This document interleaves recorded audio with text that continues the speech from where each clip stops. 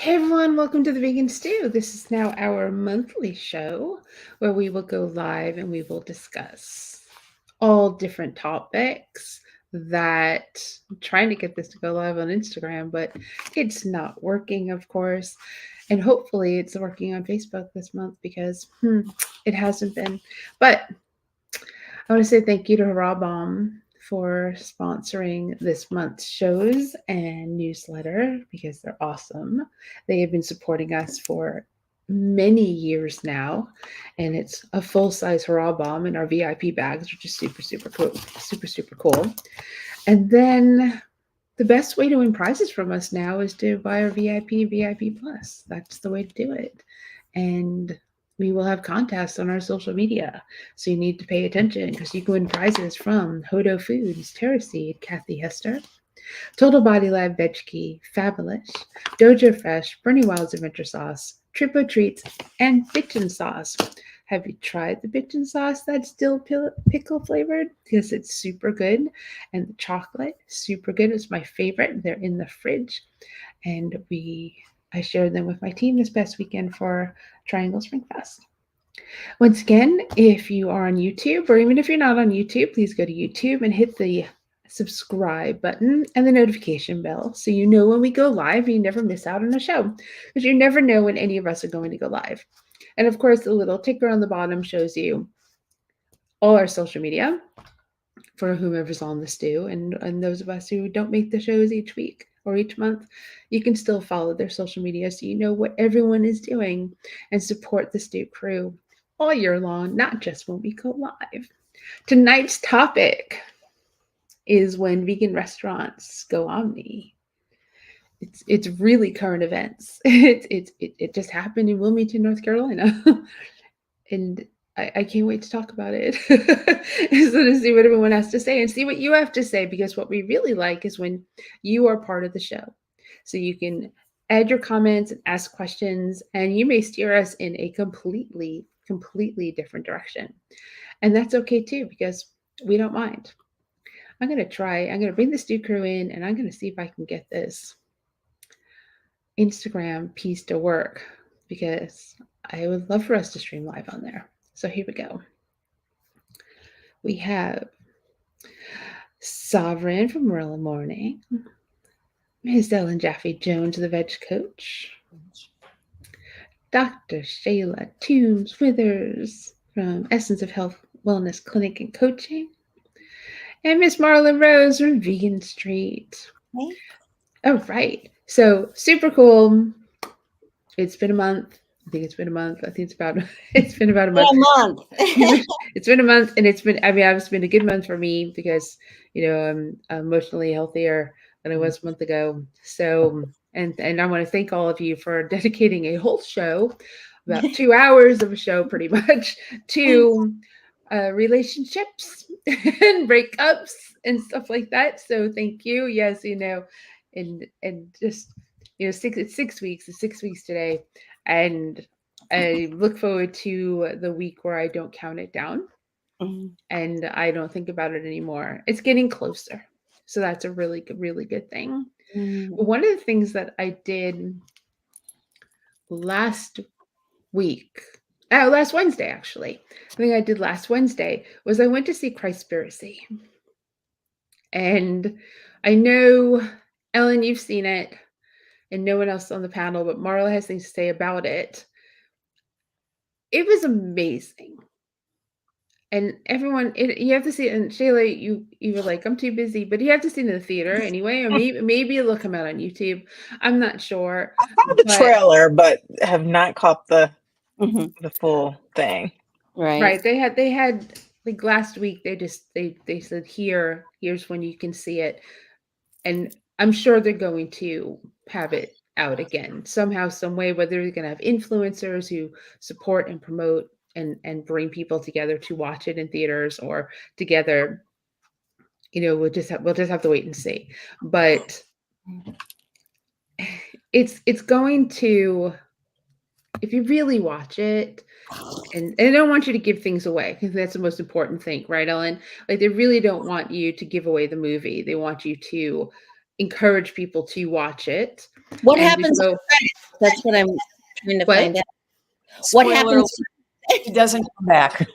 He does not come back.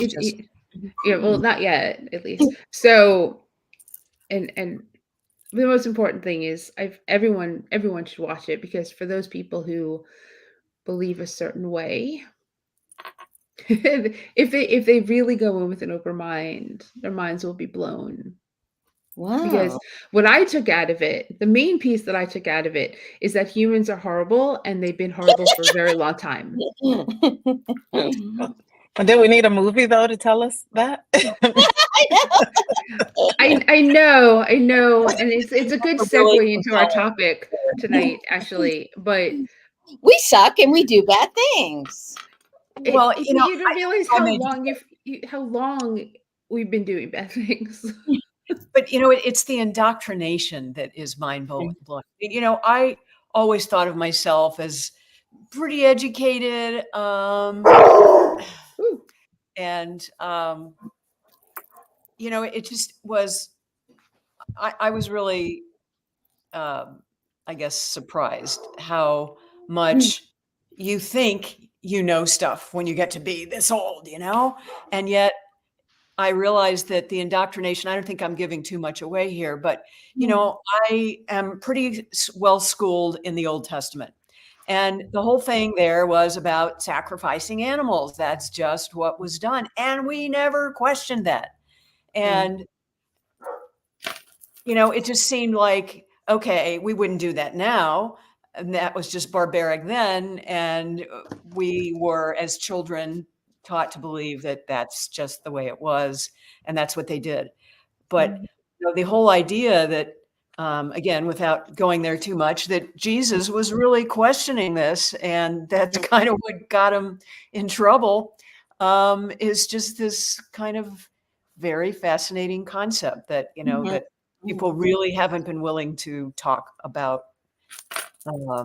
What did his preaching about love, peace, and and that whole one of those 10 commandments is thou shalt not kill. That was only supposed to apply to people.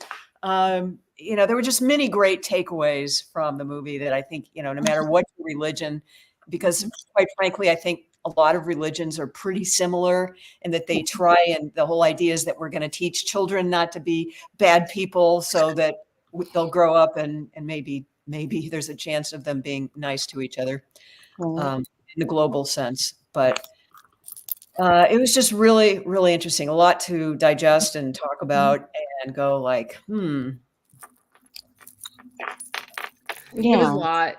I mean, I've left the movie, and a friend and I stood outside the theater and talked for a while about it. Matter of fact, as a group coming out of the theater, we talked for a while about what we just saw. And then individually, the two of us talked a while about what we saw. And then the next day, and a couple of days later, we're still talking about what we saw. And what do you think was the most surprising or deep reaching part of the film, or parts? Well, I don't want to give much away, right? It's really hard to. What somebody posted, a friend posted on Facebook today or yesterday or something like that. I think it was, what's her face? It's late, so I don't remember anything. But but Arwen posted it, right? She said that Jesus was an animal rights activist, and he was killed for that. And that's why you need to see the movie. Marla's like, what are you talking about? Now you said it. Yes, that's the spoiler alert. Right. I mean, I haven't seen it, and to be fair, like most of the people who have seen it have had glowing reviews. But those are all vegan friends of mine who are vegan advocates. I just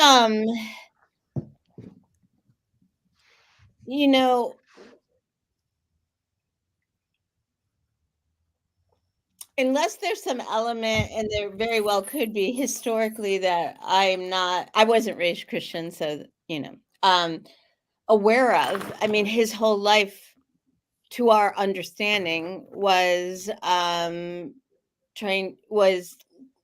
living as a model of compassion and nonviolence and acceptance and love. So it just doesn't seem that mind-blowing to me that he would extend that to all of God's creatures, whatever you believe. I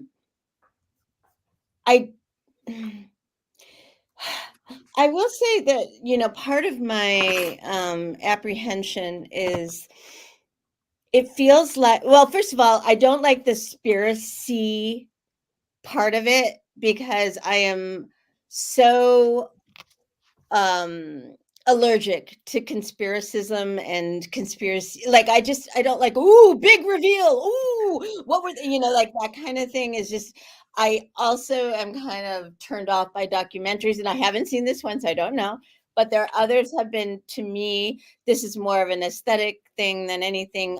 Just kind of paint by numbers, insert this person, insert this person, insert this person, insert that person. And it's all kind of following to this foregone conclusion. It just, like, I think the journalist in me gets irritated by that. It just feels a little disingenuous. And last,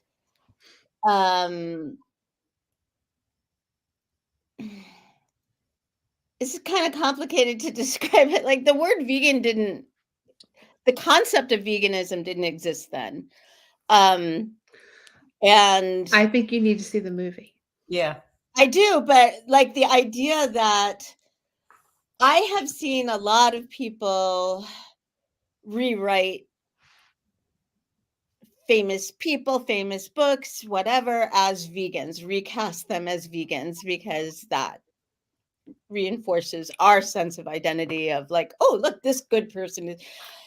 So I am a little bit wary of that aspect too. I mean, there are, as we know, the Bible is full of contradictions and full of, he did this, no, he did that, and I just, like, Well, I can tell you that vegan, if it makes Christians more likely to go vegan, then great, but I doubt it. So that's, well, it's interesting because on Instagram, because I can see the comments on Instagram, that Ninjaniki's vegan wellness said, "You're gonna love this, Marla. Take your opinion out of it until you see it. It's profound." And then said, "Vegans are the people who pulled away from the cult that was created when the Bible was written." So super interesting comments over on Instagram, which I'm gonna have to follow over on Instagram. So I'm just gonna go back and forth because they don't stream through here, but we are live on Instagram for the first time, which is super exciting. A few background questions. So I have not seen it, and so as we shared, is it based on like some new research that the creators of this documentary did, or? Well, I think what they did do was look at the last few days before Jesus died. And actually, I was a former Miami investigative reporter. So, this kind of thing rubs me, in terms of trying to figure out, just the facts. What are the facts? And we didn't have cameras back then. We didn't have YouTube. So it's very hard, no matter what kind of theory you're trying to prove. But just looking at, so they did actually look at certain quotes in the Bible and how, just, I won't say they didn't put a spin on it, but just kind of analyzed what it was really saying. And Okay. of course, the Bible may be fiction anyway. Who knows really how it all. Right. Yeah. And I asked that question as someone who was raised Christian and still am Christian. I grew up in a Southern Baptist, Black Baptist type church. So, but the Bible was also used as a justification for slavery in America. So, I struggle with, some things when people just kind of create certain things to say, oh, it's, from the Bible. Because similar to what Marla said, some of it is how you create it to be what you may want it to be, as slave masters did at that time. So that's why I asked, but I have not seen it. I need to watch it. So so Ninja, Ninja Nikki. I probably did that completely wrong the first time I said their name. I apologize. The meat eaters won the war, so all of their rhetoric is written by them, which is very interesting. Yeah. And the movie kind of goes into a lot of this and shows hypocrisy. And you I mean, granted, Marla, it's going to be a documentary. It's going to have the same points and That's not how hits that probably will annoy you. However, the substance of what they're sharing is worth the watch. It's not very long. It does keep you occupied. It does have full disclosure. It does show to a point the abuse of animals. Mhm. It doesn't show. It doesn't go as far as say like Dominion goes. It Right. brings you. It brings you to the precipice Mhm. and then pulls back Right. and Yeah. does that Mhm. throughout the movie in different parts. Mhm. It gives you enough. Well, if you understand what's happening, Mhm. it hurts. And Mhm. being in a theater, I think everyone in the theater that was with me, there were tears shed because we understand what the next thing is. You know, when they're trying to push the cow to slaughter, we know what the next thing is, as Mhm. opposed to somebody who is an omnivore who may look at that and have never ever seen what happens, how a cow gets to slaughter. So it's good they don't go to the point where they show you the actual slaughter. Right. And that's important because if they did, a lot of people like me would. I don't want to see that. Right. You're preaching to the choir, and I don't want to know it. But they Mhm. gave enough. They Mhm. gave enough to create feeling, Mhm. and I think that's important. And of course, like it's going to be one of those things where it's going to be controversy. So, and it's a great segue to tonight's topic. By the way, I'm untangling jewelry while we talk, if that's okay. That's great because I need a fidget spinner. Otherwise, I like rip my fingers apart while I go live. So like I have a pen in my hands. Remember when we used Oh, to I've do always that? had Yeah. So I've decided I need a fidget something to fidget with while we do this.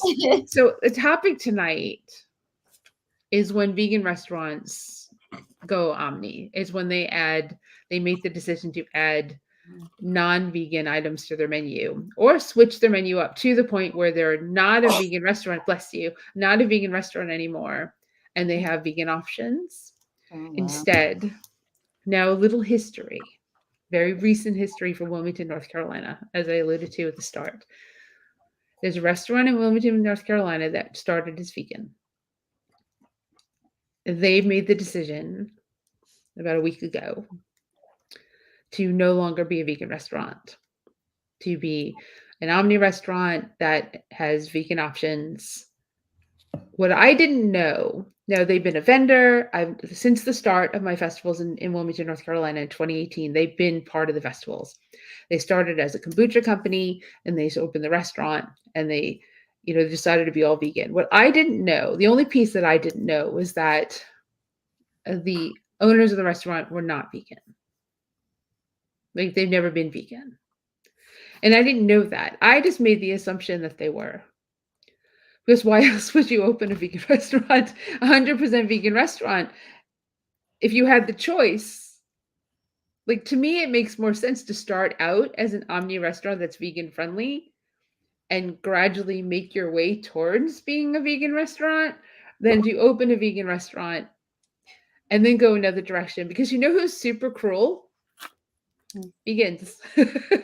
Vegans are super cruel. and they are feeling that wrath.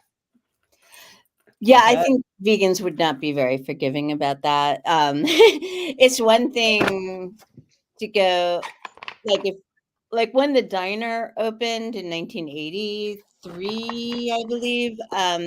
Chicago Diner, just so I'm people know. sorry, Chicago Diner. Right. One of the best vegan restaurants in Chicago. For those They opened as a vegetarian place, and over time, it's become more and more vegan. And the default order, like if you Right. get something with cheese, is always the default is the vegan. Yeah. So I think people are forgiving of that because it opened as a vegetarian restaurant. Many of their patrons are not vegetarian, let alone vegan. But it seems like people would not be as like there is this feeling of betrayal, I think, sometimes when people go in that direction. Although it seems odd to me that, yeah, what you said about why they would open a vegan restaurant to begin with. This seems odd, but I don't know. Because there's so Yeah, much so money. there's a restaurant here too that just did the same thing. They were always a vegan restaurant. I just went to their menu just to see what they did differently. And the way I heard about it is in our Chat a Vegan Facebook group, because like you said, the vegans were upset that they Oh, all of a sudden now which one? Which are restaurant? changing this. Oh, I hate to call them out. I private chat me. I want to know because there's not that Yeah, many, I'll and send it. Chattanooga doesn't We're have a not lot of. missing them. They're public about it, right? That's true. It is Are public public. about it. Yeah, it's Southern Squeeze. So they started out all Oh, vegan. right. I and heard about now, that. Yes. yeah, and so they have it's saying now on their menu that it's minimal gluten and dairy from only the highest quality sources. So it looks like they've added dairy to the menu from what I can tell. Like you can get something with whole milk in it. That looks like that's it, but that may just be it for now because this was a recent switch for them. So they may have some more that's coming about. But yeah, the vegan community here was not happy about that. Yeah, like you said, we do only have, which for the size of Chattanooga, it's actually, pretty good to have a handful of vegan restaurants. But it's, still not like a ton here. So Right. Yeah, well, Wilmington had 3. Now they have 2. So, and when I started there, they had 0. So I mean, that's a big deal. And see, me being me, I got one of my necklaces loose. I got called out, of course, because I spoke to the owners. I spoke to the owner. Of course, I spoke to the owner. Well, why did you get called out? What did you Well, do? because I run a business and I continue to support them. Because I know what it's like to run a business. I mean, I'm are getting all of your because vendors 100% vegan? correct, they are not. Right. So I mean, I guess it's the idea that they started one way, yeah, and they moved to another, and there's ethical veganism where of course we care about the animals. Of course we want less animals eaten.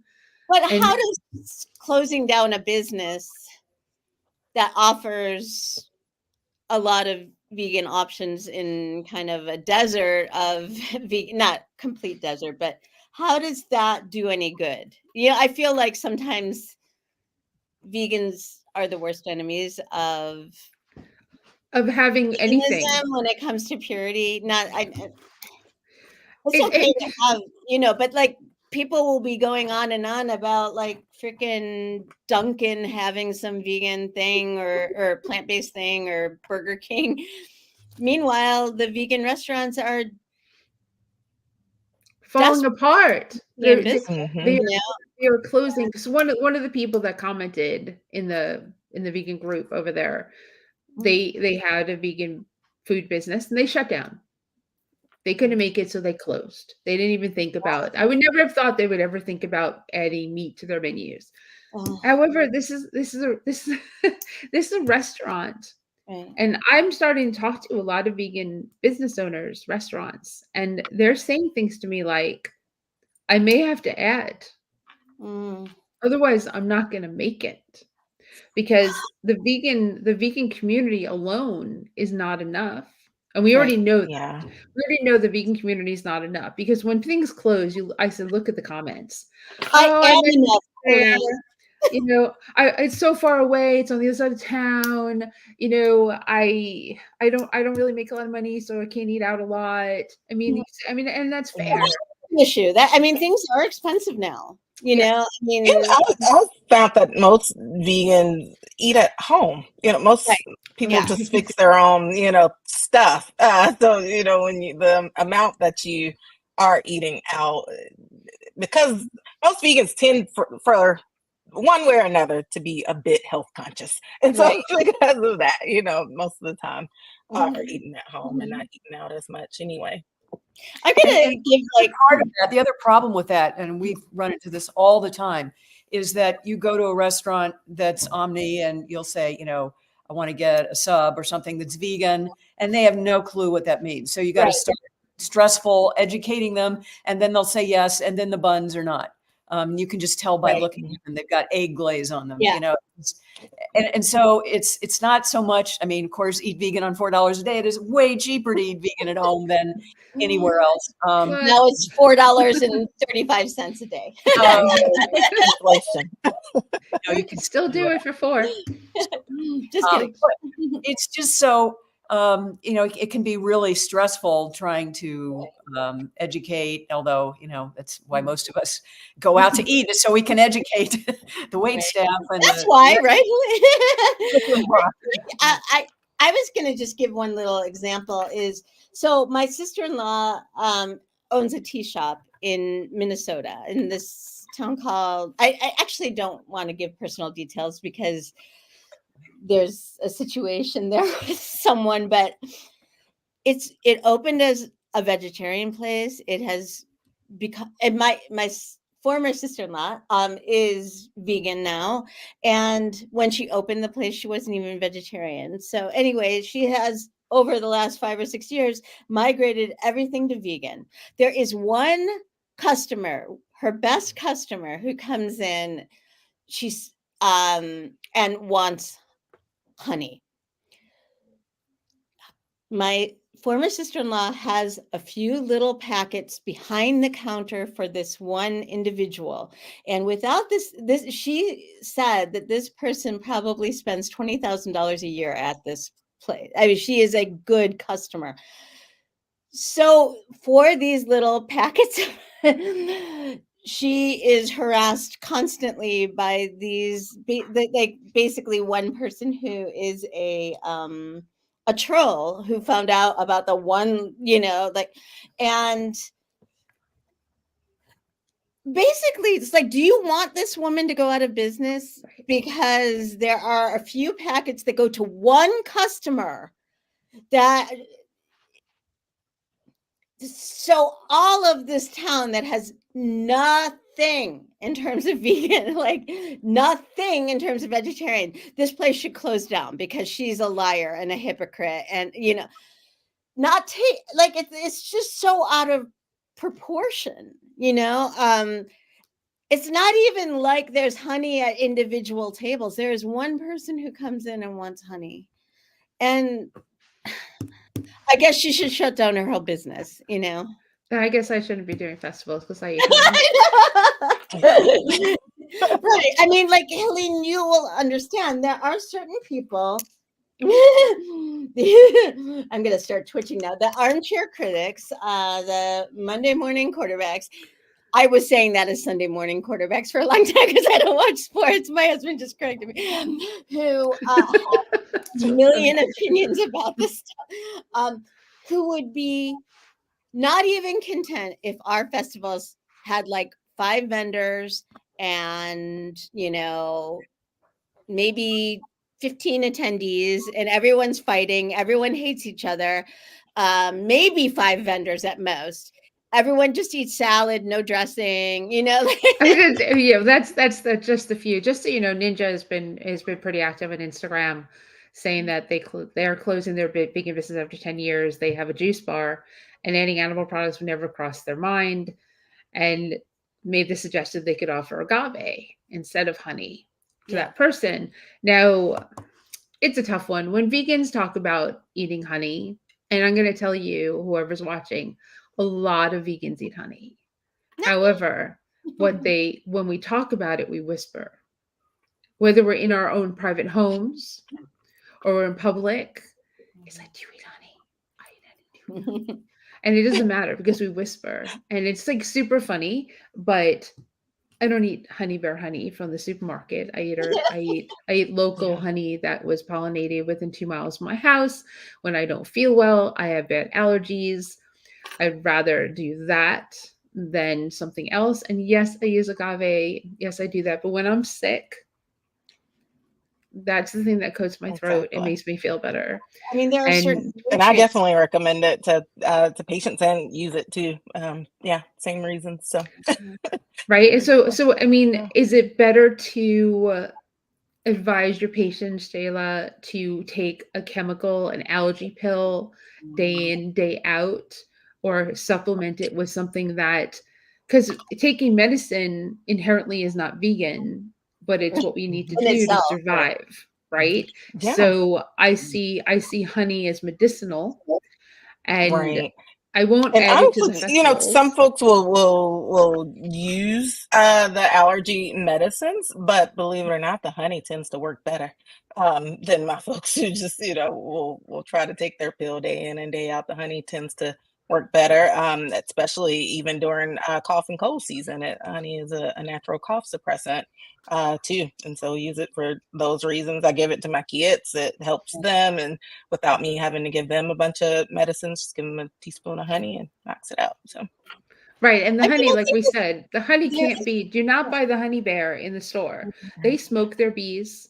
They do not treat their bees well. That is not what I'm talking about. I'm pretty sure that's not what Shayla is talking right, about. It's not what we would do, right? We don't do commercial honey. Commercial yeah, honey is actually local cruel to the honey. bees. Local honey, talk to your beekeeper, see what they do. I have had conversations with beekeepers to understand what happens, and I feel it's it's their poop. I don't really care. I also want to make sure that the bees have enough for themselves, which is also super important. Mhm. And and it's not like I'm consuming like honey like crazy, but You the know, fact of it, it's in the house. Mm. you heard also the stories this week that, as has long been predicted, that global warming is increasing allergies. Yes. Mhm. Yep. Pollen and Mhm. yeah. Right. Mhm. So, inconvenient truth. It's all playing out according to Right. the script. I mean, we have to figure out ways that we can coexist that are mutually beneficial, and I think bees and honey, as long as we're not, terrible human beings, as we prove ourselves to be again and again. I mean, honey is a good example of that. I think wool I don't do honey or wool, but like is another example. If you're not breeding them, if you have sheep, um, in sanctuary, they need to be brushed, Yes, they need to be how sheared. they've been bred. Yep. That's not something that you caused. What do you just, I mean, I don't see the harm if you're caring for them. So, In, sorry. home of my hometown, St. Louis, home of Monsanto. So I have been, a part of this discussion for a long time. And when a few sessions at Summerfest, Vegan Summerfest, one year we spent like a whole day trying to define the word vegan. And what we came up with was humans not causing stress or exploiting animals for human benefit. So we got into the whole bee discussion. And if it wasn't, according to some, if it wasn't their natural environment, if we were infringing on that, then, not kosher. And of course, there's a whole thing of bee colony collapse that has been in part attributed to Monsanto and Roundup, and but I'm still not sure how definitively clear the science is on that. That's just kind of what's been tossed around. But I have a close friend, whose boyfriend has a bee colony on the East Coast, and they are very careful about not causing the animals stress. So, That's there's a that smoking piece. That's what they method smoke the of bees. getting the honey without stressing the bees. So, yeah. So Ninja, you're What is awesome. Ninja? You're not talking about the blender company, are No, you? Ninja Nikki's Vegan Wellness. Okay. I'm doing Ninja for short since I completely butchered it the first time. So cute little comment, vegans instead of vegans, which is cute. And then why do vegans make honey? So I just went and looked it up, and honey is bees' way of preserving their foods. They have something to eat when there aren't many flowers in bloom. And I can tell you that beekeepers do not take all the honey. They have an enormous amount of honey that's left in the hive that they don't take to sell or to consume themselves. If they are a place that does take from the bees, I mean, they can't, because if that's their business piece, their business model is to keep the bees alive, Exactly. to go You wouldn't pollinate wanna- the right. next year. And super cool about the bees is that when they go pollinate, they go out and they come back to the hive. Like almost all of them, we're talking thousands of bees, they go out to pollinate and come back. And that's where that pollination piece is in the actual honey, which is why local honey is good for your allergies. Proven, not proven, I'm going with it. Because they pollinated the flowers that we're breathing in and breathing out every single day.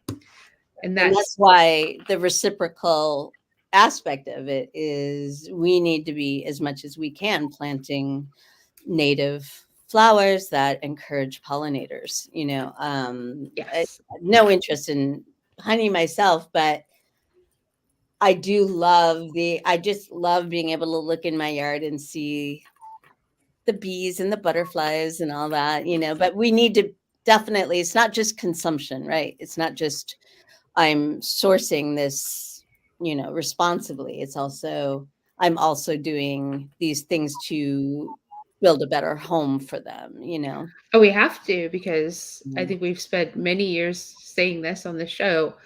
If we don't have bees, we don't have humans. No, yeah. And people don't understand that. What makes our food happen?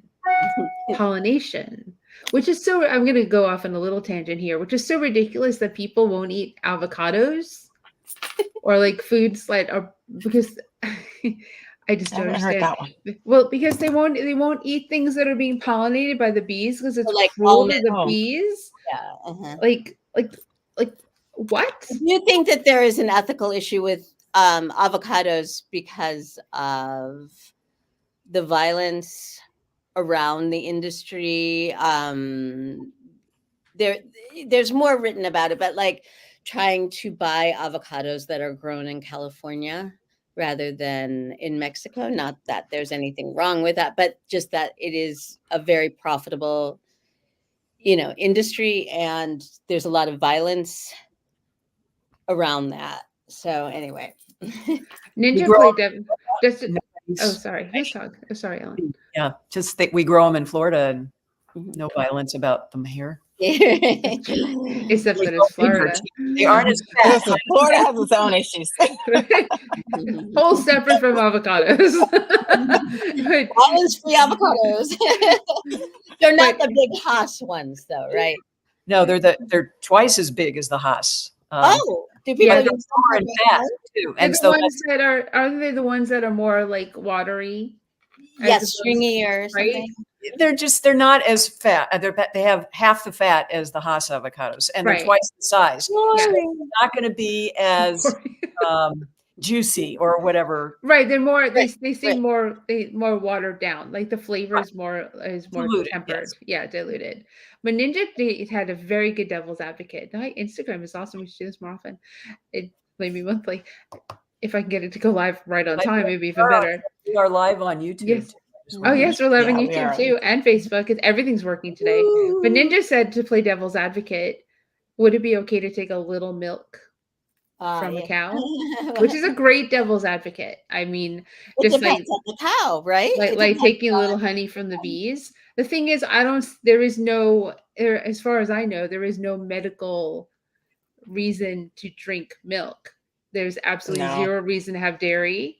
And like it's very different from honey. Getting it. And the flowers don't more dairy you have, it's probably gonna make you need more of that honey because you're gonna be creating more mucus and inflammation. Right. It's very funny. Yes. But the flowers don't feel pain. That's true. But the dairy industry does feel a lot of pain for male cows and for female cows. And the bees, like I said, if you don't buy the honey that is from the commercial honey, the bees are not treated poorly. Like, you research where you're getting your honey from. You don't just buy it, and you get as ethical as you possibly can. And that's obviously, that is a preference for some that are within this movement, this ethical movement. However, I think I can speak for all of us. None of us would ever say a teaspoon of milk will make the such and such go away. A teaspoon of milk will make you sick. So, and that poor cow and the male calves to become veal. I mean, there's just it's our insidious industry.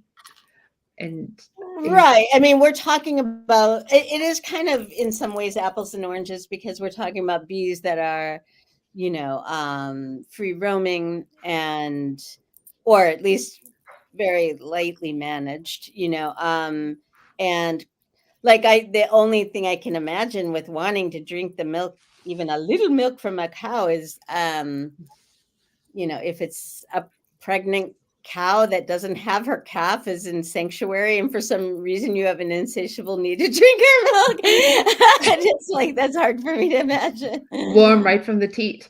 Yes. So She's had she's Yum, yum. probably engorged and she might be given routine antibiotics. Right. So But there she wouldn't be are, drinking. yeah, like in a sanctuary setting.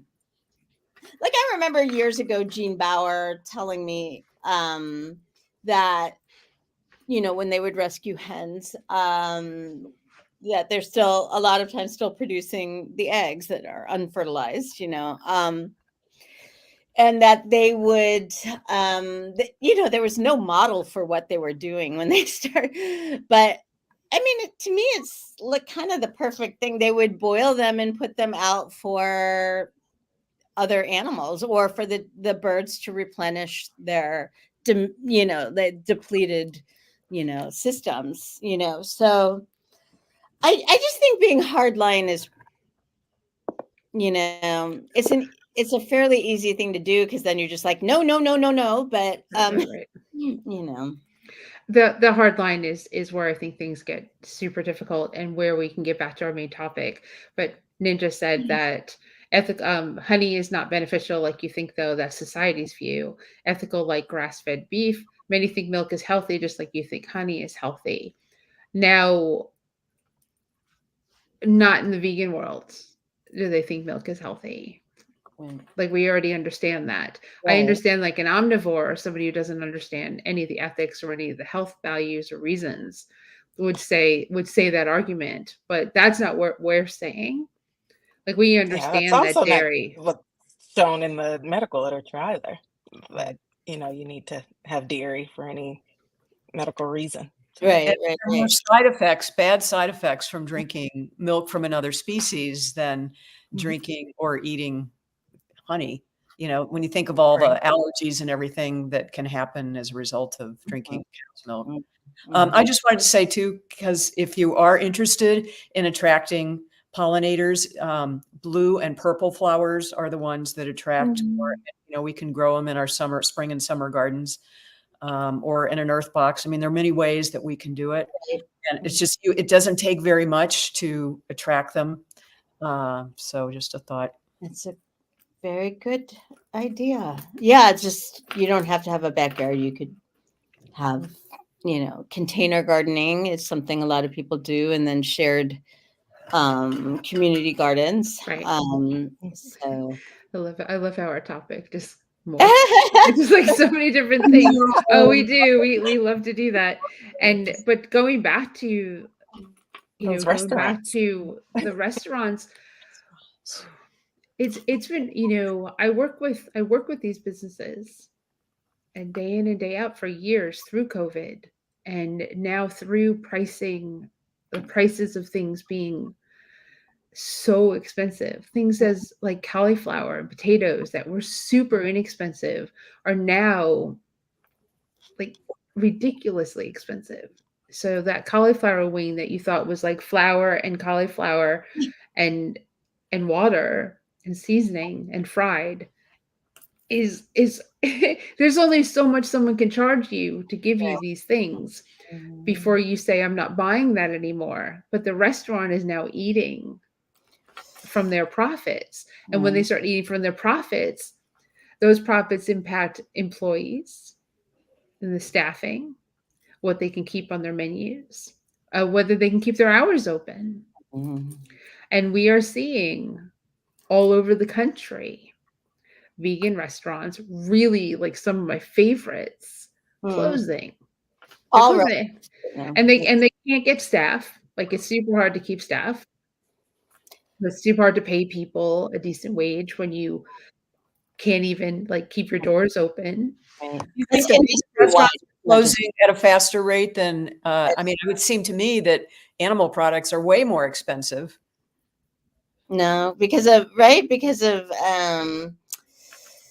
well, there's just more. First of all, they're picking from more demand in Right. terms of who's going, but Wider in audience. terms of like quality, I guess in terms of subsidization, and it's like when you're vegan, all of a sudden you also have to have all these other, it has to be organic, it has to be slow, it has to be small batches, it has to be this and that.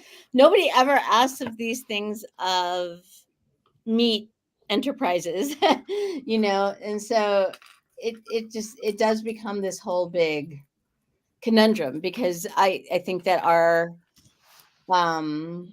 demographic in terms of just broad vegans are, we're your first cheerleaders, but we're the first ones who are gonna throw stones too. I'm going to throw this at Shayla, because Ninja is saying we justify until we see the actual science. Look for it; it's out there. Now, Ninja is challenging us because they're saying that there's no science behind the honey. I'm going to throw it to the doctor on the panel. Yeah, well, actually, it would take me a second to look it up, but I want to say that there have been studies that have shown, in terms of the immune response that occurs when you use local honey to be able to treat, and that's what tends to help from these allergy symptom standpoints. And the same for cold and viruses. Even if you look at just even for an example, over the counter medicines, they've started, throwing it like you can get your Hall's cough drops with a touch of honey, or your NyQuil with even, your cough medicines. And it's for the same reason. Because honey has been shown to be a natural cough suppressant too, and so there is science for that. Like I said, it would take me a minute to find I the just exact Googled is article. honey healthy, and it came up with just all kinds of stuff. Right, but Evidence I think that one of the things with honey is that, I'm sorry, I didn't know who's, is that it has particular vitamins and minerals that other things don't. Like if you're wanting to substitute something sweet, agave or maple syrup is fine, but like it's not a one for one in terms of nutrients. And I'm not defending the Right. use of honey. I'm just Right, saying and it's not the sweetness that you're getting from it. Right, that's not where the properties are coming from. right. Yeah. I'm sorry I interrupted you, Ellen. I heard a voice and I didn't see it. What were you saying? I just Googled, is honey healthy? And just a ton of stuff popped up. Evidence, of course, it doesn't show the exact study, but I assume it's linked somewhere, indicates that honey can exert several health beneficial effects, including antioxidant, anti-inflammatory, antibacterial, anti-diabetic, respiratory, gastrointestinal, cardiovascular, and nervous system protective effects. So it's a lot of stuff. And Ninja is countering that by saying you're looking in the obvious places. Now, I'm going to say that that I'm going to wait for Shayla to pull up actual medical evidence as opposed to just a Google search, because I can understand we can Google search anything and it's going to tell us what we actually want. Well, there's the Mayo Clinic. I'm pulling that. Right. And in the meantime, keep chatting. I'll find it for you. Yeah. For LaShonda, who I Ninja- absolutely Ninja miss Nick. and love, said that's a good point, Helene. WebMD, honey has about 31 different minerals like phosphorus, magnesium. Yeah, I don't like WebMD. And the main reason why I'm the going to find restaurant, you that. right. So LaShonda's saying that, Just there, it's probably other places. I mean, it's just what I, right. just medical license. Wait, Just Egg has increased from license. Just egg has increased from $5.99 to $9.99 in 1 month, Oh my and how are God. consumers supposed to keep up with costs? Now, understand the reason why Just Egg has gone up in price, and it'll be a blip. It'll go back down because I haven't paid $9.99 for it. It's gone down here. It's because they have new packaging, Right. and when something's new and shiny, they charge more for it. And once it becomes old school or like some people are used to it, it'll go back to the regular price. Mm-hmm. So, Mm-hmm. was that Well, from you, Shayla? Yep. So this is just one that I just found right off the back, a 2017 journal article. Just even from the abstract, honey has a potential therapeutic role in the treatment of disease by phytochemical, anti-inflammatory, antimicrobial, and antioxidant properties. Flavonoids and polyphenols, which act as antioxidants, are two main bioactive molecules present in honey. I'll link the entire article there. my takeaway though is this is all the more reason not necessarily to eat honey but to protect bees. They are amazing creatures for their own reasons, and do so much for our planet. Our survival is attached to them, so Yeah. that's more than so much for the planet. Yeah. I mean, we can't live without them. But Ninja is That one's one definitely. regarding honey and its metabolic and cardiovascular benefits from the And just so inflammatory. Ninja knows, if you go onto Facebook, the links that Dr. Shayla is talking about are posted in our comments, so you can see that. And they're saying that it would say that coconut oil is healthy too. There are websites to promote meat and dairy too. There's so many other natural remedies. And that's why I asked Dr. Shayla to go and find actual medical, Right. Right. medical, because it's true, in the medical journals they actually say that meat causes cancer. Mm-hmm. So Yep. as opposed World to the Health articles. Organization, right? I mean, these things are out there now. People are gonna, do what they want to do ultimately, but right. These aren't even new studies in terms Right. of it's cancer, causing, but Right. they want to do. I think the takeaway is not that the vegan stew recommends honey as the ideal sweetener, but to say, it's not always simple and straightforward. Sometimes there are complexities, and like as much as we might want to.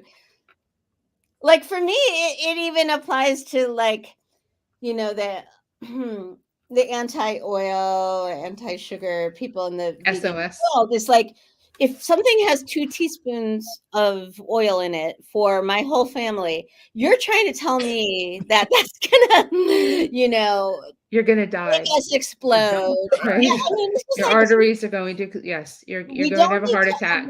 What's that? Or you're going to have a heart attack, and Justice is not going to have a healthy life. I mean, I just feel like we don't need to exaggerate, and we also don't need to pretend, and it kind of circles back to like, was Jesus an animal rights vegan?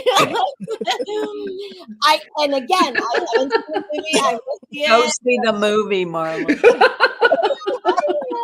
And then I will have an informed opinion. I am so close to it, guys. But yeah, I don't know. Well, I think what's really cool about this is, one, Ninja really appreciate the dialogue, because they're saying sea moss has better properties than honey. Medical journals are not the place to look for true health. Oh boy. And now we go more into like a woo, and I can tell you that a lot of people on this panel are not going to go into the woo, and that we actively probably fight against it. Did you hear that the collapse of the Baltimore Bridge was a conspiracy with dynamite? Don't do it. Don't do it. My bridge tonight. People are I actually have not our friend in the comments, but just generally. I have a really good, just to go to the bridge thing. I have a really good friend who sails on ships and military ships, and is a chief engineer. And I sent it to him. Was it this morning? I feel like it was yesterday, right? Right. I sent it to him, and I was like, how in the world could that like make the bridge fall? like tumble, like boop boop boop, like how he said technically. And why didn't they stop? Why did they drop anchor? Because I looked at the comments on one of the videos, and they did drop anchor, but he explained it. He said technically they have an emergency generator and could have shifted power to the steering gear, but with no propulsion and our speed dwindling, ships are always she's, by the way, makes the rudder less effective. Wind blowing on Slider's ship, 935 feet long and 12 stories high, causes a lot of sail area, making her drift off course for center of channel. Whole bridge failed because it hit right where all the weight is transferred to the pedestal. Take that out, and it's a chain reaction for the rest of the structure. Was built with no structural redundancy. And you know, when they rebuilt the Skyway, they have these concrete barricades so that ships not only cannot go in there, but they also now no ship can go through without a towboat Right. hiding it. So yeah. Yeah, that was like, and interesting enough because, I have this like travel agent thing that was going on. There are cruises that come out of that port that can't leave. Everybody's stuck. Mm. I mean, Yep. everything. Apparently, it's going to affect the supply chain and Oh, of make course. it more. It'll affect the supply chain even if it didn't. Right. Because that's the world we live in. Well, there's a reason to raise prices. Let's do My it. eyelash fell off. That's going to affect the supply chain. Cruises are going to go astronomical because you can't cruise out of Baltimore. Meanwhile, how many people cruise out of Baltimore? Learn how to cook, learn how to thrift, learn how to grow things. That's all I can say. Use a kayak. That's no joke. I mean, Generators. but a great example here is with Ninja, like testing or countering or with their arguments, and us saying, I feel like talking more about facts and medical and science and stuff, because that's super important. Is that when we go back to the restaurants, and when vegans are wronged, that could be a show in itself. When vegans are wronged, they're pretty darn mean. I mean, the comments had to be turned off. Tears were shed by the owners. Oh. And I understand that because I've been on the receiving end. After I'm not in tears from the comments I'm getting from my festival on Sunday, but there's drama there from somebody else who's not even in the vegan community for once. So, but I just wish that people who worked a 9-to-5 job and have never run their own business would understand. Have a little more compassion. would understand there's a lot more to running a business than just making vegans happy. Sure. Even in my business is about making vegans happy. Evidence standpoint, Helene, going back to medical and evidence. So we know for a long time there were not many studies that were even done or out in terms of vegan nutrition and plant-based nutrition and those health benefits because they weren't funded. Most of the broccoli. it was going towards the meat and dairy industry, so these studies just were not put out. But now we have more evidence-based studies that are out there. We have groups. PCRM is one that I'm even a part of, because they put funding into these studies to show the health benefits to plant-based nutrition and how it actually does have medicinal properties. So to our commenter, even as a physician, I hold myself to standards of presenting things that are evidence-based. I don't just go off key. I do things that I have read a study for, or seen a study for, and that's how I base the way that I practice on that. But it has taken time for this stuff to come about. So I can understand why people who still may not know about certain benefits that are out there medicinal wise, because for a long time the evidence was not there. Right. That's a good point. But what do we do? It's a loaded question. How do we make people nicer?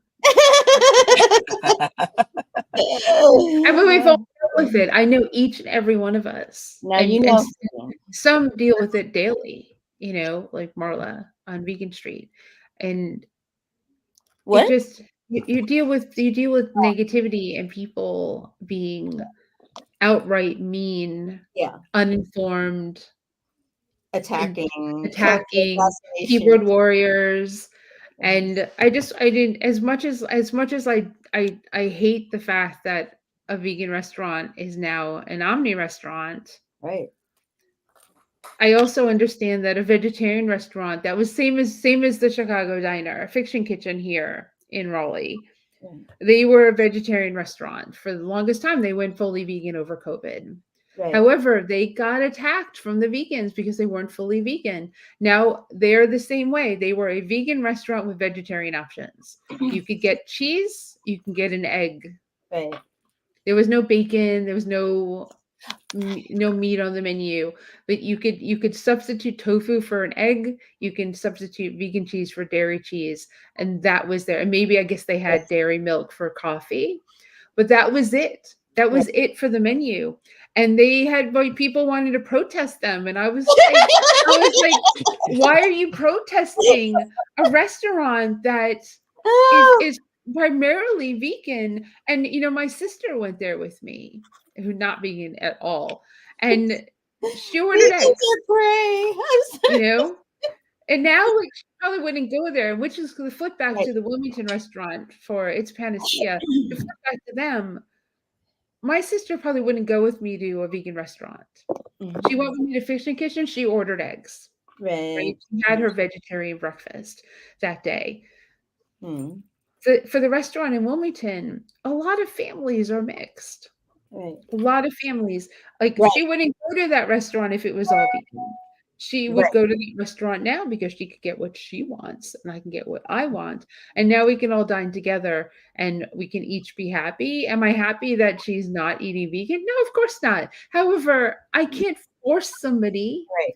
The more you have a relationship with her, the more likely she is to eventually come around. The more there might be questions. But the more I learned that my brother, like in December, I learned that my brother, the one who used to eat red meat, like still mooing, doesn't eat meat anymore and doesn't drink dairy. Who? What? That was like, I was like, who are you? What do you mean? These are the people that refused to, I brought up watching a movie, like What the Health or whatever it was. And they were like, well, I mean, we're not going to watch that. We started watching it and we turned it off, couldn't get through it. And you're not get through it. I mean, but now I suppose that it's a medical reason that the changes are. Right. And beggars can't be choosers, right? Right.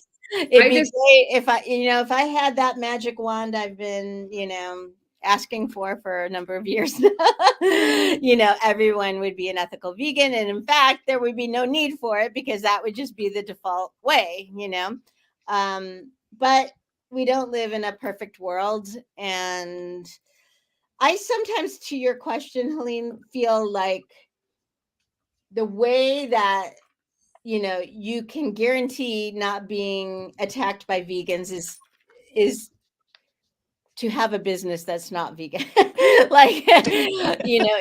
If you offer a single vegan veggie burger, oh my God, it's the wrong brand. It'll never be good enough. It has soy in it, or Right.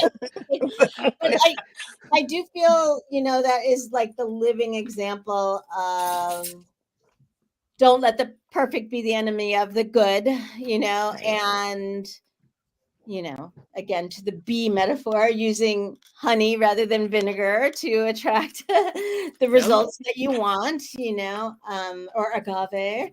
But I do think, I don't know. I feel like social media has done something to our brains and our natures in a way. Like I don't. It emboldens people to get bold behind a keyboard because you can't see them face to face. There's just certain things. Even people are a little meaner face to face. My point is, I do feel like it's not lost. We remember that we can get, you don't have to jump to the worst conclusions about someone because they said something you disagree with. You don't have to demonize them, like you can argue in ways that are productive and not character assassination, but we need to return some way to that. Like there's no reason also like why the day of this horrible tragedy with the bridge with lives are lost that people have to start like pointing fingers and coming up with conspiracies and all of that. Like it's a kind of a madness, and we need to return to being human again, It's Biden's fault. I thought it was the Jews. I don't know. I'm so Well, going back to Christspiracy, I mean, people have been mean since Christ before. So, Helena, if you can figure that one out, then you probably wouldn't even have Christspiracy. But yeah. I mean, to their, in their defense, I think they're just building off of a successful branding thing because they had all these other spiracy movies, right? Didn't they? was that the same people who did like Yes, Cowspiracy? yes, And that? Okay. Cowspiracy and whatever the other, I don't know. But anyway, but like I hear a whiff of conspiracism and I am out the door. Like I can't handle it. Well, I think, to its defense, he said he did the movie because like some kid asked him in an audience once, like, what would Christ have done? Was Well, we know that though.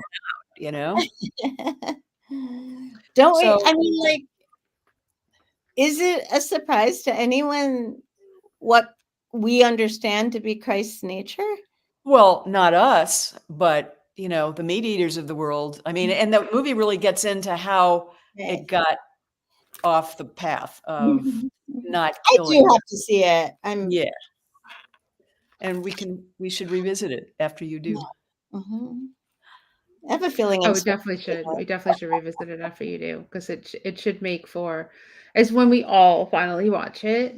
It's definitely, because I can, I've mentioned Jazzy as being part of this because she was 97 point whatever 6% vegan, and the decision was that she needed to be 100% vegan in order to be on the Stew Crew because she'd be amazing to be on here.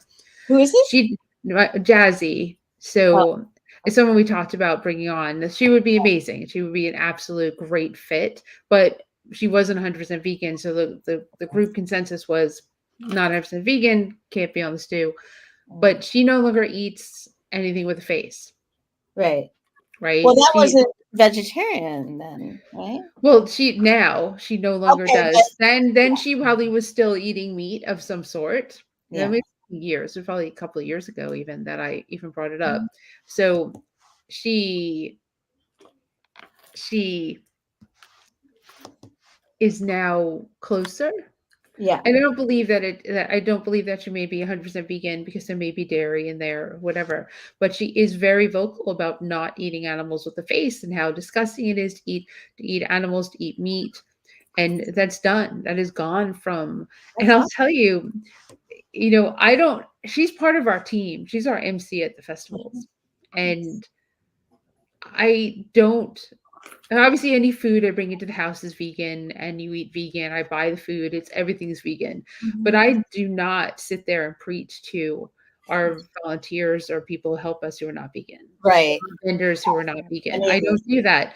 And I can tell you that our face painter who watched some of this, if Kelly's still there, who thumbed up this earlier on, Kelly, he's eating vegan. He asked me for a vegan recipe. He didn't come into this vegan. He started eating the food at the festival. Yeah. And you know what? That's my best activism. Right. Is the food at the event. And I have friends that are like the no oil, the healthier vegans, whatever you want to call it. And I said, this isn't the place. I'm looking to convert these people. Yeah. I need them to eat something that tastes like something that they eat every day.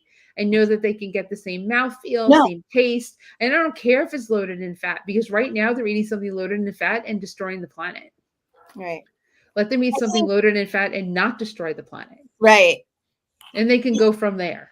We had so many people, like, didn't you all have steps before you went vegan, right? Like we didn't, like today it's a little bit easier because there are so many good products or whatever that imitate what you're used to. But I think we all forget sometimes that it is a process. But with Vegan Mania, even though we had the word vegan right there, one of the recurring themes I heard again and again and again from non-vegans who joined us was just how welcoming it felt. Like we just put it all out there. There was no bait and switch. We weren't trying to pretend, Right. you know, and I think people appreciated that, you know, and food is a great door opener, right? Like, And it has to be a welcoming environment. You have to be welcoming. I can't imagine that if I had people helping us or vendors coming to the events and I made them feel like shit for not being vegan.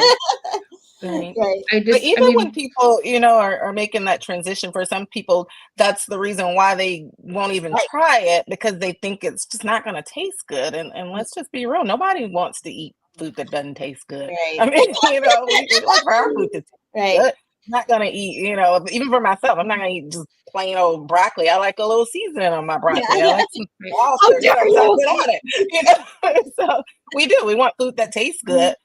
Which is also why things like Veg Fest and, you know, those of us who go online and do different videos and things and showing people how they can prepare food in a way that's good for them, but also tastes good to them is important too. I mean, so that, you know, they don't feel like they have to get the, you know, the plain old plate with just plain lettuce or plain broccoli on it. When we go to festivals, do we want to walk around popping, you know, steamed broccoli florets as we're, I mean, like we want to, you know, have a little bit of a celebration, right? It's a cheat day for those that eat. For those that eat SOS or like limit their oil or salt or fat, it's a cheat day for you. And don't come at me to say like, why was everybody so unhealthy at a festival? The key word in that sentence is festival. It's not for them then. You know, you're not having an SOS festival. And it's funny because I always try to like juice. You usually have like fresh juice places there. RCI bowls. A lot of them don't believe in drinking calories and like so like I would point no, it's true. Like when I would it's true. When I would have Ellen. You have to be laughing because you understand that, I would have festival, you know, Vegan Mania, and people would be vegans would be screaming, I can't eat a thing. It's like, then don't come. It's not for you, you know, like no vendor is going to take a risk on having a steamed vegetable plate when no one's gonna eat it.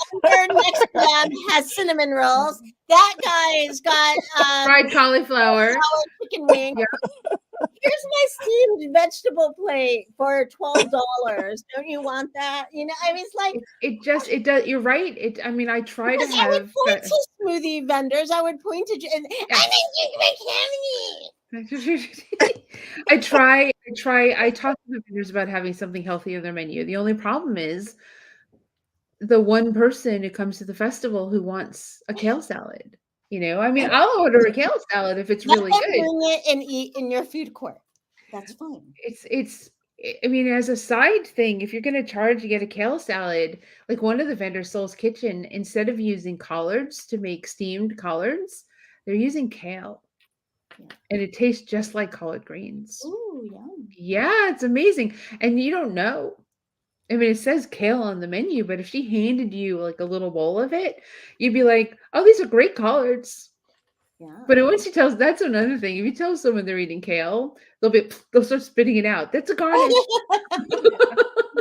One of your vendors had some really good cabbage too, just like some boiled cabbage. I forget its name. The Jamaican. I think he's Jamaican. He does the pineapples too. Oh, Corn Soup King.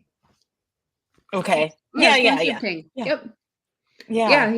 well, but he has savory food, Like and that. his soup is really Mhm. good, and he does the pineapples and the coconuts. So he does Yeah. have pineapple smoothie. He has the fresh coconut, Mhm. which I'll tell you, coconut water, if you buy it in a bottle, is absolutely disgusting. And I Well, could actually go as far to I say why. remember what you said about it that one time. Right, I'll go there because I just said it to a woman at the festival. I actually said it to her 'cause she was like, "Oh, that's so good." I said, and she's like, "Oh, I hate coconut water in the bottle." I said, "Yeah, because it tastes like cum." Clean. The consistency, everything about it is absolutely disgusting, but from a coconut is amazing. Uh, I wouldn't know what that tastes It's like. an entirely different vegan topic. Is that vegan? It's time for vegan sex. Yes, and don't, don't drink coconut water out of a bottle. I had like a guy in Atlantic City was like, "This is the best coconut water You know, ever." vegans taste better. You know that? You spit I or swallow with the coconut milk. I know. Oh, This is awesome. Freaking Oh, this myself is why we out. do this Oh my once a God, month you so we guys, I can got go to the there. end. I Just, think I fixed it. oh, Amity Rosa is laughing at us. No, and then Susan said perfectionism can stop progress, encourage the process. So she's watching on Instagram, and then Ninja said, "How would Jesus kill an animal?" Which is a reference to the movie, and also said, "Everyone is at where they're at. We all used to be where they were." Yeah. And that is 100% true. We We all all had our we epiphanies. we have, and we've all said the words, "You can never be vegan" at some point. Right. They always had that thought process, "I don't want to give up." And that's what makes it easy to talk to people about, it's not giving up actually. Holy crap, there's a whole world. Right. Isn't that an interesting fact though? Is I talk to so many people who say like I didn't really think about food before. Now I love food. I love all these flavors. I'm so interested in cooking and learning new ingredients, and that like it really is expansive, right? It is, and the main thing is when you talk about red meat, you talk about eating meat at all, chicken, beef, pork, whatever it is. If you ate that plain, Yeah. it would be disgusting. The thing that makes your food taste good is the seasoning that you put into it. Therefore, you can cook a mock meat, tofu, tempeh, whatever, chickpea tofu. I don't care what it is. It's the seasoning that you put into these foods Right. and how you prepare them. Same Right. thing as meat. How you prepare them is going to decide whether your palate enjoys it or not. And just make sure that if you're going to feed people food that are not vegan, that it tastes good. Because when you bring someone to a really shitty place and you say, "Oh, look at this. This is awesome." And they're just like, they leave there going, "Well, this is exactly what I thought it was going to be like." That's yeah. bad. The first time I had tofu, it was terrible. I don't even remember where I was, but it was one of those places where clearly they didn't know how to cook tofu. Not a Chinese It restaurant. tastes like it was straight, straight from the package, like they hadn't done much of anything. And I was like, oh, and And like you that's said, kind of Lynn, the it's way like, I it will never was. be vegan if I've got to eat tofu like this. Like, this is not going to work. That's kind of the way it was in 1980, just saying. Yeah, but It now was the nasty. beauty of tofu, what we know is that it can bring on so many flavors, Right. But But for I people would who don't know how also to cook say it, it's that. terrible. Oh, good. You guys, I did it! Yay! I was thinking that by the time we ended, I will have untangled my necklaces, and I did it. Even when it comes to vegan food, though, I'm less interested in like a big slab of protein than I am an interesting plate with different textures and colors and flavors. You know what I mean? Like, I Mouthfeel. think it has its place, right? Especially for people who are transitioning or really like a big meaty thing. But for me, it's just not that interesting. You know what I mean? It's kind of boring. I remember the first time my son had like a big, whatever, vegan chicken thing at some restaurant, and he finished eating. He ate just a few bites of it and then was done. He was like, and I just said, do you not like it? And he said, it's just like it's the same bite over and over again. You spoiled him. You spoiled him. There was an article I saw somewhere today about just maybe it was one of these pop-up things on how Costco customers are so loyal to the, what is it, the 50-cent hot dog or dollar hot dog that they have that is vegan. And I had it for the first time like a few weeks ago, and it's No, not IKEA, not sorry, Costco. IKEA, Is you're that right. IKEA that you're talking It's IKEA. It's definitely IKEA. Yeah. But Yes. the article Okay. was about Costco. I'll have to go back and read that. But It's it is, definitely I IKEA. think, Costco does not have a vegan hot dog on I their don't think menu. Costco has a vegan hot dog. Yeah. Correct. Yeah, It's IKEA has IKEA. Well, 70 anyway, cents. let's talk about the IKEA hot dog because like everybody loves the IKEA hot dog because it's actually vegetables. It's Yeah. not just Yep. like tofu smarm, and Tofu it's got a lot of flavor to it and it's cheap. Yeah, the tofu, I just want to give everyone a very quick recipe to do with tofu. You just like cut it up and put cornstarch on it and toss it and maybe toss some seasoning in there and throw it into a pan and pan fry it. Yes, with some oil and pan fry it and then mix up agave and lemon juice, a little bit of water and seasoning. No Mix honey. that up and put that into the tofu and stir fry it up. Oh, It's amazing. really? Yes. Huh. It's absolutely amazing. Awesome. And You super can simple. also crisp it in the oven for my oil-free people. You can crisp it in the oven, putting it on high heat. Turn that oven Air up a little bit, fryer? 400 Or the higher. air fryer. You can the air fryer, then you put it into the pan. Yeah, or air And fryer. you can do I that. love that air fryer, I tell you. Yeah, the air fryer is amazing. That I think we've gone over, haven't we? I will, when it's once a month, I think we're just not Yeah, going to that's stick to an hour. We have so much to talk Well, about. we talked about your ex. No, I'm kidding. That would be weird. Yeah, that would be strange at this point. Well, my newsletter this week talked about want and need. Because Good my newsletter. newsletter goes thank you. It goes into I go into whatever direction I feel like. And want and needs are really is super important because you want to want instead of need. And I felt that I crossed over into need. And that's very detrimental for any relationship.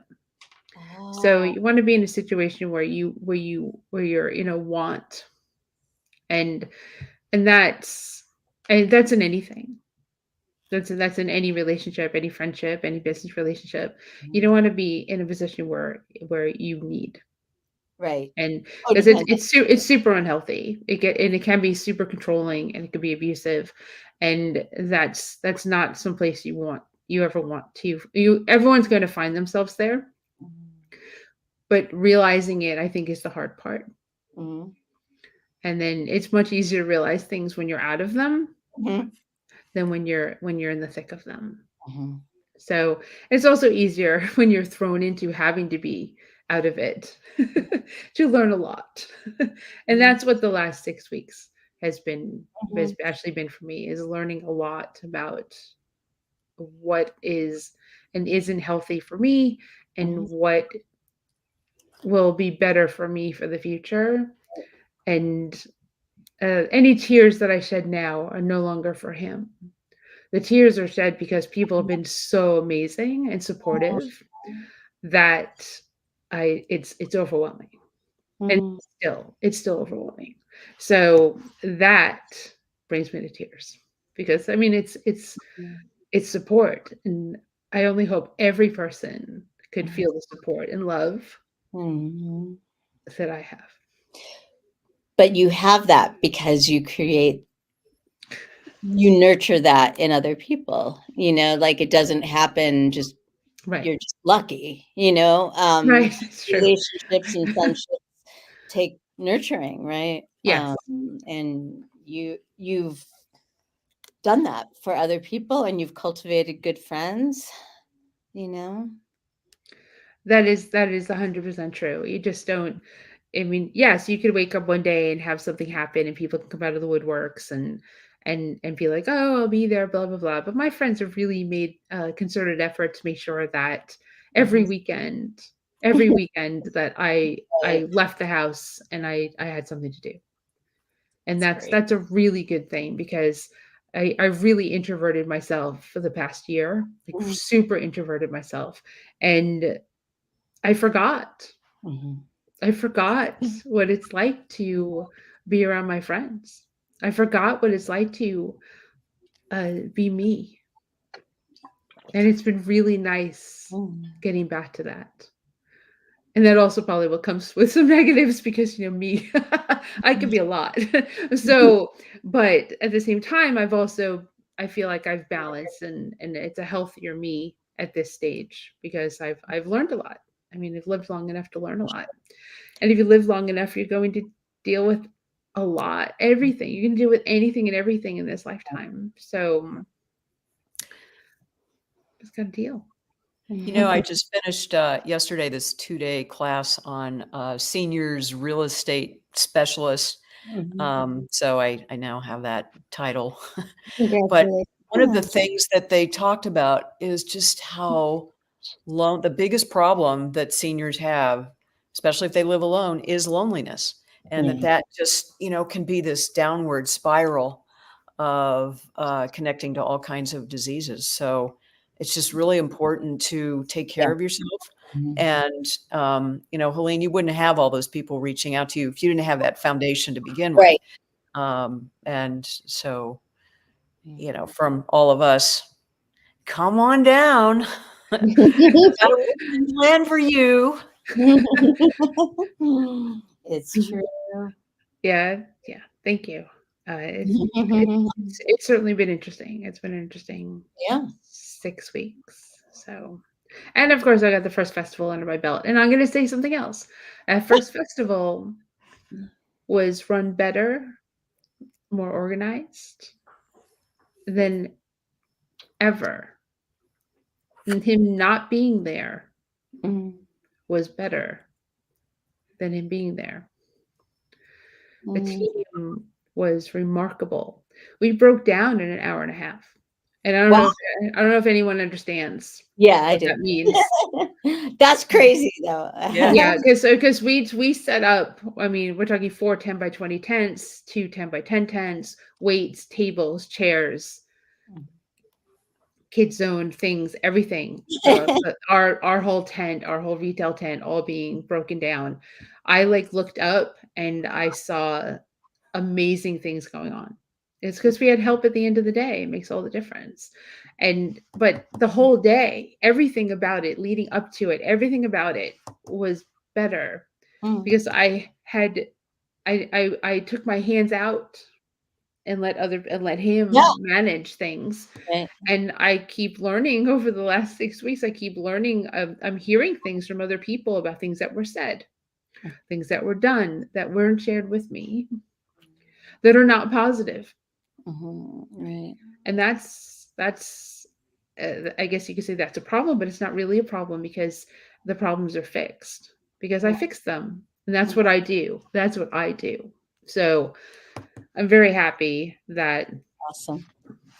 I mean, each festival is going to be its own thing, its own animal, Right. but at least we know what we can do, and we'll just aspire towards that for each one. And Mm. we'll just keep going. That's all. I mean, thank goodness I'm busy. Yeah. So and it's not like the beginning of December where I have this complete slow time for 3 months. I don't Lots of know. time to think and dwell on things. Exactly. Thank goodness. But there's a couple of things I want to say. So before we close out, Yes. thoughts on how do we keep vegan businesses open? Not trying. Supporting them one by I mean you have to go to them, eat at them. Money talks. Mhm. Yeah. Bring friends, family. Mhm. Right? Order takeout if you want to go out. Yeah, order I mean, takeout. Uber Yeah. Eats delivers sometimes up Mhm. to 30 minutes away. Right. I do that. Yes, it causes the restaurant to make less money. And yes, you're paying more for your meal, but they're delivering it to your house. And yes, it's probably going to be cold, but you don't have to leave your house. Also Food. awesome. But I mean, that's a plus. Sometimes you just can't leave. But sometimes you're feeding a whole bunch of people, and that's an easier way to do it. Mm. But the thing is, I I can't. It would be an injustice to say like, or misjustice to say like, I know that it's expensive, and I know that the eating out, even at the festivals, everything is really expensive. And when you start going into 2, 3, 4, 5, 6 people that you need to feed, now you're looking at a very big bill when you dine out. So I guess when you do choose to dine out, choose the restaurant that you don't want to Right. go away. Right. We have vegan meetups every month, and choose a different restaurant. Yeah. And they're really well attended, like on a Saturday, Friday or Saturday night. Right, that's what Amity's saying on Instagram. Community events, private dinner parties with entertainment. That's something that you have community leaders who can set that up. So attend them, attend those meetups, attend those festivals, attend all those things. Yeah, And a they couple really of the don't take restaurants anything here to have even plan. hosted things. One of them had like a cooking thing that you can attend at the restaurant. Another one had like a paint and eat type of event. So I would even suggest to the restaurant owners maybe to put a little twist in it sometimes and Right. have events. Mhm. Right, because you can't just rely on. If you do nothing, you will get nothing. And sadly, the entrepreneurial, you know this, Shayla, and you know this, Marla, Ellen. We all know this, Sovereign. You know it too. We have to constantly be putting stuff out there so that we can keep the attention spans of gnats attentive on us. I would So say true. business people, one of the things that's important to do is not only Allergies. Allergies. yeah, Yep. not only self-promote, but promote others. Others. Yep. Yeah. Mhm. And then they will see that and appreciate that. And, it becomes reciprocal. So people notice, At least So, please make it reciprocal. yeah. Because I'm always doing that. I'm always Yeah, me resharing and like just a heart or a thank you. You don't even have to say words. Just a heart on the post is wonderful. Oh yeah, the pollen alert. Everything's yellow here, Ellen. So Guys, I it's have to go. okay. I gotta go too. All right. So we'll close out the show because we could talk for a long time. When we only meet for like once a month, we have a lot to talk about. All right, I'll close out the show. All right, thank you, Sovereign, even though you're super quiet tonight. And then thank you, Ellen. Thank you, Shayla.